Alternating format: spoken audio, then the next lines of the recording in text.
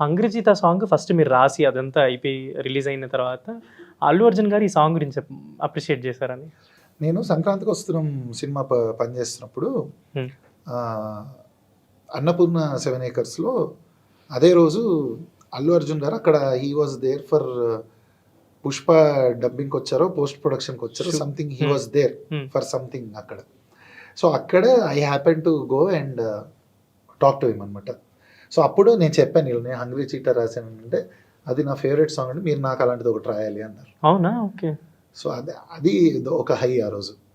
So అది నేను post చేశాను. సో ఇప్పుడు ఎలాగో అల్లు అర్జున్ గారు చెప్పారు కాబట్టి, అంటే నాకు మళ్ళీ రాయాలి మీరు అన్నట్టు చెప్పారు కాబట్టి, ఏమన్నా హీరోయిటిక్గా రాసి పెట్టుకుంటారు ఎప్పుడైనా? అంటే ఇప్పుడు అల్లు అర్జున్ గారికి ఒక సాంగ్ను, ఎన్టీఆర్ గారికి ఒక అలా ఎప్పుడైనా రాసి పెట్టి, ఇప్పుడు పవన్ కళ్యాణ్ గారికి హంగ్రీ చీత రాశారు కాబట్టి నెత్తురుకు మరిగిన హంగ్రీ చీత ఇలా ఆ లైన్స్ చాలా అసలు ఇంకా నాకు తెలిసి అప్పుడు మంచి సెన్సేషన్ లిరిక్స్ రాశారు కాబట్టి. మీరు చూస్తే అది కూడా సినిమాలోంచి వచ్చింది.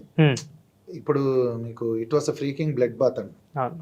సో నెత్తురుకు మరిగిన హంగ్రీ చీట్ మీకు సినిమాలోంచి పుట్టిన స్క్రిప్ట్లోంచి వచ్చిన లైన్స్, దాన్ని పవన్ కళ్యాణ్ గారి ఇమేజ్ కోసం పవర్ అండ్ పొగర్ on the same page, so ఇలాంటి లైన్స్ ఏవైతే ఉన్నాయో అవన్నీ ఆయన ఇమేజ్ని బేస్ చేసుకుని నాకు పుట్టిన నా అభిమానం కొద్దీ నేను రాసుకోవచ్చు, నా పిచ్చి కొద్దీ నేను చేసుకున్న ఎక్స్పెరిమెంట్ అనుకోవచ్చు.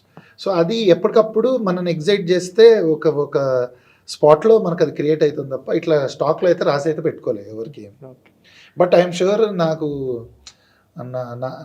అలాంటి ఆపర్చునిటీ వచ్చినప్పుడు డెఫినెట్లీ అది మనసులోంచి ఆటోమేటిక్ తన్నుకుని వస్తుందని నాకు తెలుసు.